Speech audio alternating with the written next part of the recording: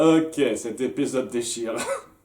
Très bonne conclusion pour cette première saison rapide, qui une fois de plus est assez courte quand on la compare aux suivantes, même si les saisons suivantes n'ont pas des masses d'épisodes, mais c'est quand même un peu plus que 4 quoi.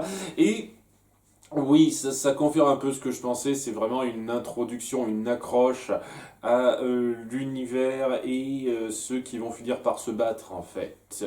Ce qui fait que dans un sens, je peux même peut-être pardonner la diabolisation excessive de l'Église, dans le sens où on doit faire ça un peu vite pour mettre en place les personnages, et au bout du compte, une fois que c'est fait, une fois que c'est passé ça, on passera à autre chose.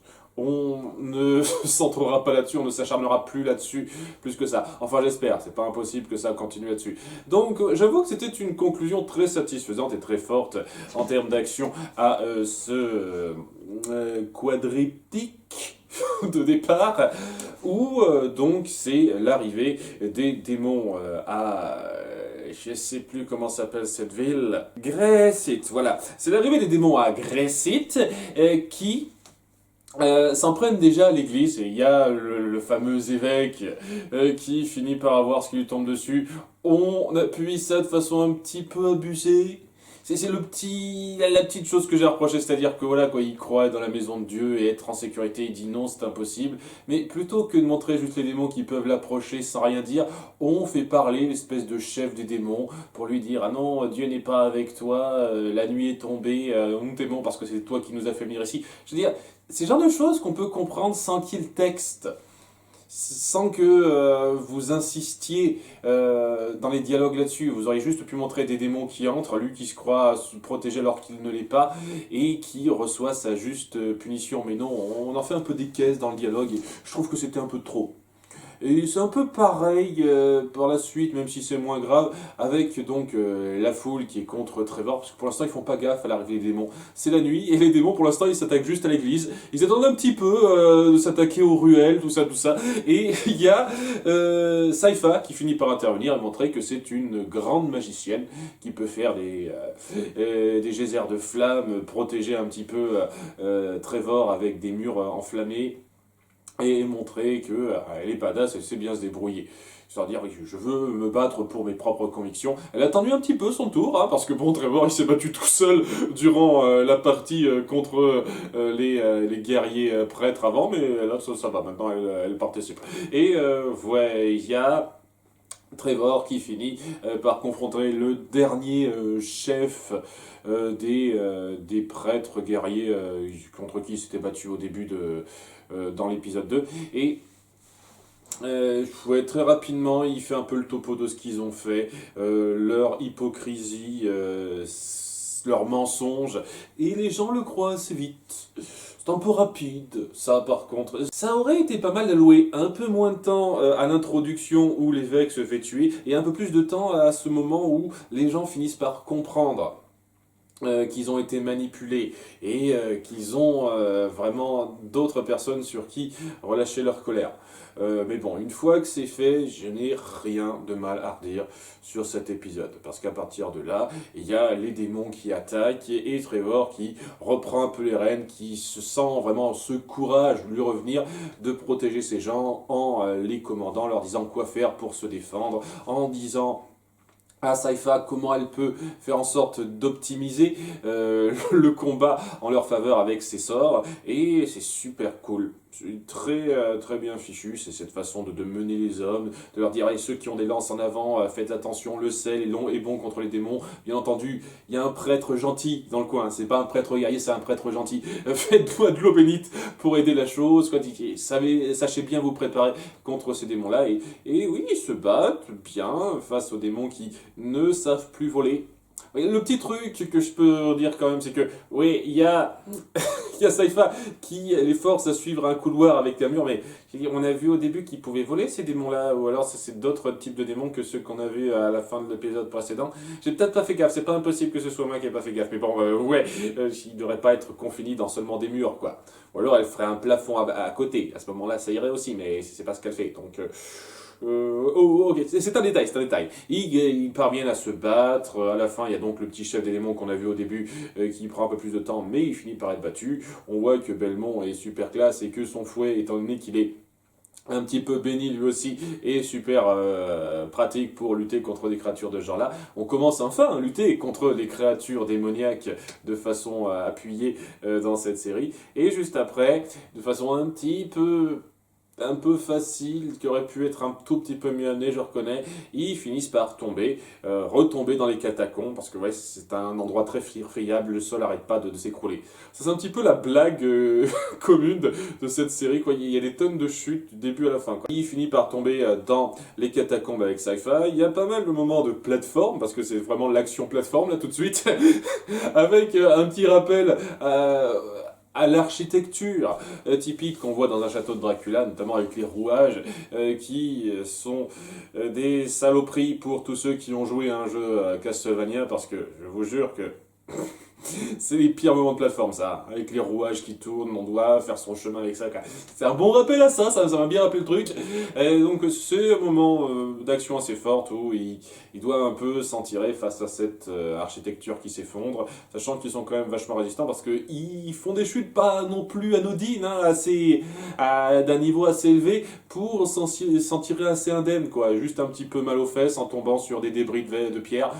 Voilà, mais bon, ils sont solides, ils ont du vécu, ça peut s'expliquer. Et à la fin, ils finissent par tomber sur le fameux tombeau du guerrier endormi, qui se trouve être, sans grande surprise, Alucard, qui pète la classe. Je le redis, Alucard, c'est un petit peu mon personnage préféré de la franchise Castlevania, dans ce que j'en ai vu, parce que j'aime beaucoup son concept, ce concept de savoir d'où il vient et de vouloir garder la meilleure partie, de vouloir suivre la partie la plus pacifique de son histoire, de son passé, en suivant sa mère plutôt que son père, et la classe qu'il dégage en fait. Et il retransmet bien ça pour l'instant, le Alucard qu'on voit.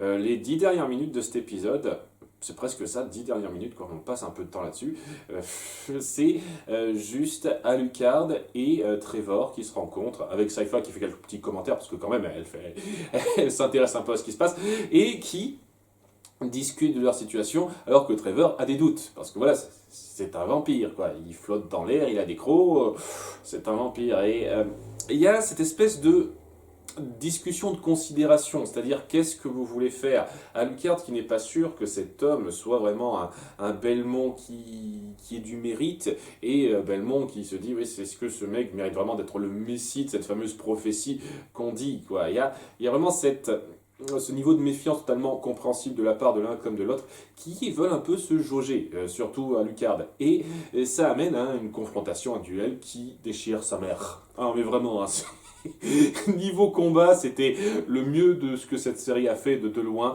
pour l'instant, où c'est super vif, on voit les capacités un petit peu de déplacement rapide d'Alucard. Trevor Belmont qui utilise vraiment toutes ses capacités, toutes ses armes à son meilleur niveau, et lui avec son épée, ses talents d'escrime qui se débrouille très bien. Il y a une vraie réactivité, un vrai travail dans l'animation qui est sublime dans ce genre de duel. Et si vous en faites des comme ça régulièrement, c'est clair et net qu'en termes d'action pure, en termes d'animation et d'action pure, ce sera un vrai plaisir à suivre cette série, si vous en faites régulièrement comme ça. Parce que c'était, waouh, la classe totale.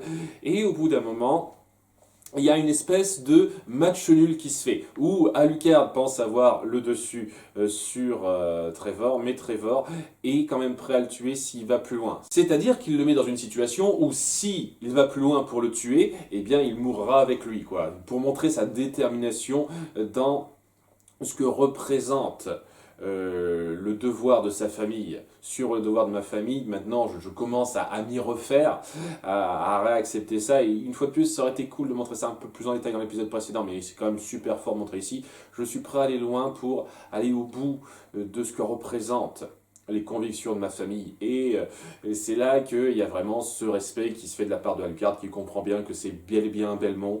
Il voit aussi que Sci-Fi est prête à aller loin pour ses convictions aussi derrière. Il se dit, très bien, je suis avec vous, je vous raconte l'histoire telle qu'elle est, je ne suis pas Dracula, je suis son fils, Adrian. De base, c'est vrai qu'il l'a appelé Adrian, il ne l'a pas appelé Alucard de base. Il présente un petit peu la situation en disant qu'il est prêt à les aider à lutter contre les démons et tuer son père, parce que c'est ce que sa mère voudrait. Elle voudrait la paix et pas ce climat que son père a mis en place en dépit de ses raisons. Et oui, c'est un petit peu ce moment où nos trois héros qu'on a un petit peu mis en place dans cette première saison partent pour lutter ensemble contre les hordes démoniaques et Dracula. C'est vraiment une mise en place assez forte qui se termine sur une note excellentissime. Le duel à la fois verbal et de combat entre Alucard et Trevor est magnifique. Vraiment un moment excellentissime et une façon magistrale de conclure ça. De finir de mettre en place la coalition qui luttera contre Dracula. Sachant que c'est peut-être la chose un peu facile qu'on pourrait dire, c'est que Alucard attendait un petit peu quelqu'un pour œuvrer avec lui. Et c'était ça un peu la prophétie qui l'a fait se lancer, quoi. C'est un truc qu'on n'a pas dit particulièrement, je trouve pas que ce soit très important dans l'absolu, mais le fait que la prophétie disait que en plus ce guerrier endormi qui aiderait à sauver le monde serait rejoint par une érudite, enfin un érudit, mais bon c'est une érudite et un chasseur. Bien entendu, hein, évidemment, c'est-à-dire Sypha et Trevor. Et il avait besoin un petit peu de quelqu'un pour œuvrer avec lui en fait. Et je trouve que ce rajout dans la prophétie, histoire de dire, ah, il y a ce truc en plus dans la prophétie, histoire de dire que maintenant ça se réalise tellement, je suis derrière, c'était un petit peu trop en fait. Il fallait juste dire, j'attendais que quelqu'un de digne vienne me chercher pour pouvoir me battre avec lui. Ou peut-être qu'on pouvait dire aussi qu'il attendait de recouvrir de ses blessures face à son duel avec son père dans l'épisode 1. Ça aurait pu être un truc qu'on aurait pu dire aussi. Je sais pas, ce petit détail était un petit peu superflu. Rien de grave. Et honnêtement, je trouve que le positif, c'est surtout l'action et comment on met en place les conflits dans cet épisode avec les démons et entre Alucard et Trevor qui sont excellents. Et qui font que ça mérite d'avoir un pouce levé ce truc-là. C'était un très très bon épisode. Et ça promet beaucoup pour l'histoire qui va vraiment commencer. Là, c'était vraiment la mise en place, la configuration, les circonstances. Maintenant, on a nos héros, qui ne seront peut-être pas complets, peut-être qu'il y aura plus qui viendront par la suite, mais nos héros de départ qui sont prêts à en découdre face à un monde en pleine apocalypse démoniaque qu'on doit arrêter. Et oui, ça promet d'envoyer du pâté si c'est bien fait par la suite. C'est une bonne première saison d'accroche. Et ouais, si ça poursuit ça en évitant peut-être les représentations un peu grossières d'antagonistes d'un côté, comme on l'a fait dans cette première saison, ça peut promettre une excellente série. Et c'est tout ce que j'espère. Hein. En tout cas, je suis très positif pour la suite. À bientôt pour la saison 2. Au revoir.